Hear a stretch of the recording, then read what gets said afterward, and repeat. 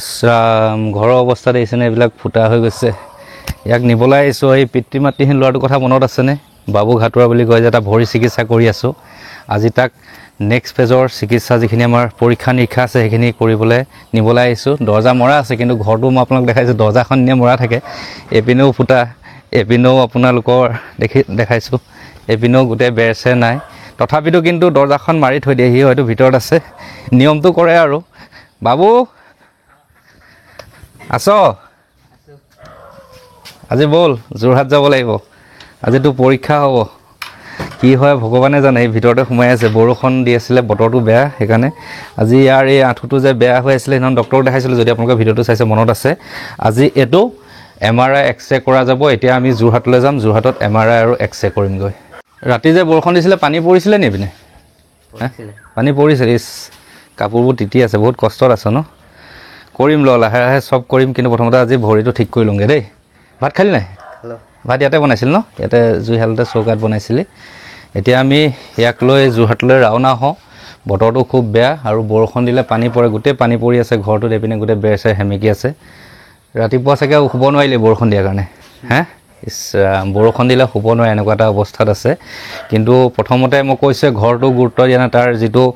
ভৰি সেই ভৰিটো ট্ৰিটমেণ্টৰ কাৰণে লাগি আছোঁ এইটো বাবু ঘাটুৱাক লৈ 3 নম্বৰটো ভিডিঅ' প্ৰথমটো ভিডিঅ'ত দেখাইছিলোঁ তাক দোকান বনাম বুলি দোকান বনাবলৈ আপোনাৰ মনা কৰিলে এটা ভৰি চিকিৎসা ছেকেণ্ডটো ভিডিঅ'ত দেখাইছিলোঁ তাক আমি ডক্টৰৰ ওচৰলৈ লৈ গৈছিলোঁ ডক্টৰে MRI আৰু এক্সৰে লিখি দিছিলে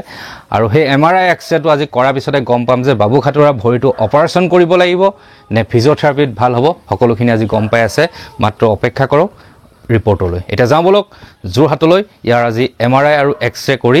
সিদ্ধান্ত ল'ম ভৰিটোৰ প্ৰকৃততে কি অৱস্থাত আছে বল বাবু আজি আৰু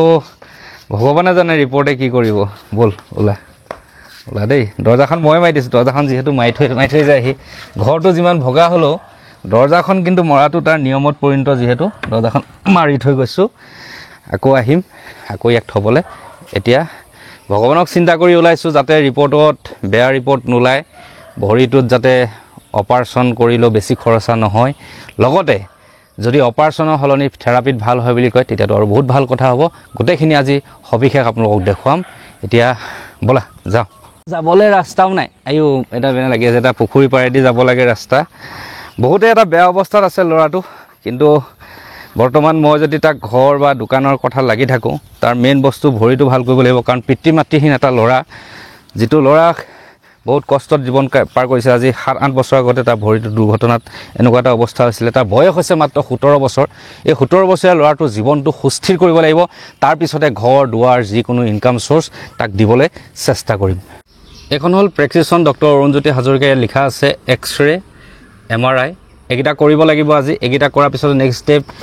আগুৱাম তাৰ কি হ'ব অপাৰেশ্যন হ'বনে তাৰ ফিজিঅ'থেৰাপিত ভাল হ'ব গতিকে বলক বাবু ঘাটুৱাৰ বহি লৈছে এতিয়া আমি যাওঁ যোৰহাটলৈ এইকেইটা কৰাই লোৱাৰ পিছতে সিদ্ধান্ত হ'ব বাবু ঘাটুৱাৰ ট্ৰিটমেণ্ট কি হ'ব আৰু আমি ফাইনেলি আহি পাই গ'লোহি যোৰহাট এতিয়া ইয়াক নমাই লওঁ নামি আমি এতিয়া মই কৈছিলোঁ যোৰহাটৰ ফ'কাছ ডায়েগনষ্টিক চেণ্টাৰত আমি MRI আৰু এক্সৰেটো কৰিম ইয়াত কৰি লোৱাৰ পিছত গম পাম যে ইয়াৰে আঁঠুটোৰ সাৰ দি কিমান কি হৈছে সেইদিনাখন ছাৰে কৈছিলে MRI আৰু এক্সৰে কৰাৰ পিছতে গম পাব যে ট্ৰিটমেণ্টটো কি হ'ব অপাৰেশ্যন হ'বনে ফিজিঅ'থেৰাপিত ভাল হ'ব গতিকে এতিয়া যাওঁ বলক এই ফ'কাছ ডায়েগনষ্টিক চেণ্টাৰত ইয়াৰ MRI আৰু এক্সৰে কৰোঁগৈ আমি কাউণ্টাৰত আছোঁ আজি MRI পেচেণ্ট বহুত দেৰি ৰ'ব লগা হ'ব পাৰে হ'ব আজিৰ পৰাতো চিকিৎসা হ'ব আৰু হা পৰীক্ষা নিৰীক্ষা কৰি লওঁ ভয় লাগিছে নি ভয় নকৰিবি হা তোৰ স্বৰ্গগামী হোৱা মা দেউতাক চিন্তা কৰ যাতে ৰিপৰ্টটো ইমান যাতে বেয়া নাহে যাতে কমটি খৰচত অপাৰেশ্যন হয় বা ফিজিঅ'থেৰাপিত ভাল হয় দেই মা দেউতাই চাই আছে তোক চিন্তা নকৰিবি ওপৰৰ পৰা হা আমাৰ বিলিং কৰা হৈ গ'ল এক্সৰে MRI দুটা মিলি 7,500 টকা হৈছিলে আৰু এই ফ'কাছ ডায়েগনষ্টিক চেণ্টাৰে মানৱীয়তাৰ খাতিৰত 1,000 টকা কমাই ল'লে যেতিয়া ল'ৰাটোৰ বিষয়ে ক'লোঁ মই মানে 6,500 টকা হৈছিলে আৰু 3,000 টকা এটা কণ্ট্ৰিবিউট কৰিলে লাটুমণি শৰ্মা গোলাঘাট তেল কৰ্মৰ এজন যুৱ ব্যৱসায়ীয়ে তেখেতে দিলে এই ল'ৰাটোৰ কাৰণে আৰু 3,500 টকা মোৰ ফালৰ পৰা কণ্ট্ৰিবিউট কৰি এতিয়া যাওঁ বলক এই ল'ৰাটোৰ প্ৰথম এক্সৰেটো কৰি লওঁ MRIটো দেৰিকৈ হ'ব গোটেইখিনি কৰি আছোঁ প্ৰচেছ এতিয়া লিফ্টত উঠিব লৈছোঁ বল বাবু এক্সৰে কৰোঁগৈ পালোহি এক্সৰে ৰুমৰ সন্মুখতে আমি ৱেইটিং কৰি আছোঁ অলপ দেৰি পিছতে মাতিব আমনি লাগিছে নি ভোক লাগিছে নি ভোক লাগিছে কৰি লওঁ তাৰপিছত একেবাৰে খামগৈ আৰু দেই ঠিক আছে ইয়াত বহিয়া যা বাবা এক্সৰে কৰি লগে যা যা এয়া ৰঞ্জিত মানে বাবুঘাটৰ এক্সৰে ৰুমলৈ সোমাই গৈছে এক্সৰে কৰাৰ পিছতে আমি MRI কৰিম এয়া আমাৰ বাবুঘাটৰ এক্সৰে কৰি ওলাই আহিলে এতিয়া এইটো হৈ গ'ল নেক্সট MRI কৰোঁগৈ ভালকৈ কৰিছেনে ধুনীয়াকৈ কি ওলাই ৰিপৰ্ট দেখা যাব এতিয়া MRIলৈ যাওঁ বোলো চ' এক্সৰে হৈ গ'ল এতিয়া নেক্সট MRI আছে MRI এটা কৰোঁতে বহুত টাইম লাগে আমি পাইছোঁ 16 নম্বৰত গতিকে ৰ'ব লাগিব বুলি কৈছে কিমান সময় ৰ'ব লাগিব নাজানো মই ৰিকুৱেষ্ট কৰিছোঁ তেওঁলোকক যে আমাক অকণমান আগবঢ়াই দিয়ক কাৰণ আমি যাবগৈ লাগিব চাই লওঁ কিন্তু এতিয়া ইয়াৰ ভোকো লাগিছে ভাতটো খাই লওঁগৈ তাৰপিছত MRI কেইটা বজাত হয় দেখা যাব মুঠতে আজি দিনটো MRI নামত যাব বুলি ভাবিছোঁ আৰু যাওঁ ব'ল এতিয়া ভাত খাওঁগৈ ভাত পানী খালোঁ কিমান দেৰি ৱেইট কৰিব লাগিব নাজানো কাৰণ আমাৰ 16 নম্বৰত MRI পৰিছে হয়তো ৰাতিও হ'ব পাৰে তথাপিতো কৈছোঁ যে আমাক অকণমান আগবঢ়াই দিয়ক আমাৰ বেলেগ কামো আছে সেয়া আৰু এতিয়া ভাত পানী খাই আজৰি হ'লোঁ পেট ভৰিলে নাই ভোক গুচিলে এতিয়া যাওঁ ব'লা বহোংগৈ তাত হাতত ষ্টিক লৈ বাবুঘাটৰ বহি আছে ৱেইটিং কৰি আছে কেতিয়া মাতিব MRI আৰু কেতিয়া হ'ব তাকে চিন্তা কৰি আছে বাবুঘাটৰ এতিয়া বাবু সোমাইছে MRI ৰুমলৈ যা দেই বঢ়িয়াকৈ লাষ্ট MRI কৰি যামগৈ আৰু সি MRI কৰিবলৈ সোমাই গ'ল তাৰ এই লাখুটিডাল ইয়াতে এৰি থৈ গৈছে 7 বছৰ এইডাল লৈ ঘূৰি ফুৰিছে যিদিনাখন এই লাখুটিডাল তাৰ হাতৰ পৰা আঁতৰাব পাৰিম সেইদিনাখনে ছাকচেছ হ'ম এই পিতৃ মাতৃহীন ল'ৰাটোৰ এই হাতৰ লাখুটিডাল আঁতৰাই যাতে সি নিজে দৌৰিব পাৰে তাৰ বাবে এনেদৰে দৌৰি ফুৰিছোঁ তাৰ জীৱনটো সুস্থিৰ কৰিবলৈ বাবুঘাটৰ সেয়া মেচিনত সোমাই আছে তাত MRI চলি আছে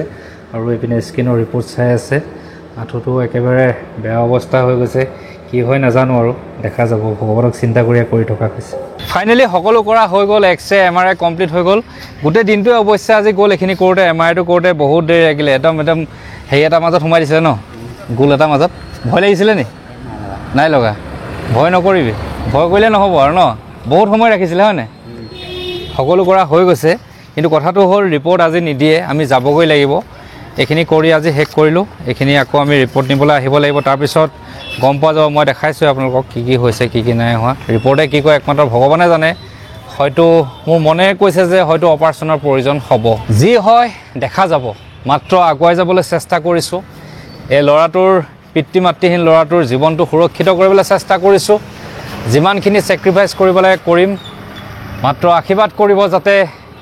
কিবা জটিল অস্ত্ৰোপচাৰ হ'বলগীয়া হ'লেও যাতে আপোনালোকৰ আশীৰ্বাদ আৰু ভগৱানৰ আশীৰ্বাদত তাক ভাল কৰিব পাৰোঁ আজি দিনটো তাৰ নামত দিলোঁ সকলোখিনি পৰীক্ষা নিৰীক্ষা কৰা হৈ গ'ল এতিয়া যাওঁ ঘৰলৈ ইয়াক ঘৰত নমাই যাবগৈ লাগিব গোটেই দিনটো হ'ল আকৌ ৰিপৰ্ট নিবলৈ আহিম ৰিপৰ্ট নিয়াৰ পিছত কি হয় সকলোবোৰ দেখা যাব সকলোবোৰ গম পাব নেক্সট ভিডিঅ'ত সকলো গম পাই আছে ইয়াৰ অপাৰেশ্যন হ'ব নে ফিজিঅ'থেৰাপিত ভাল হ'ব সকলোবিলাক আপোনাক জনাই আছোঁ মাত্ৰ আশীৰ্বাদ কৰিব যাতে পিতৃ মাতৃহীন ল'ৰাটোক জীৱনটো সুৰক্ষিত কৰি এক নতুন জীৱন দিব পাৰোঁ তাকে কামনা কৰি বিদায় মাগিছোঁ ধন্যবাদ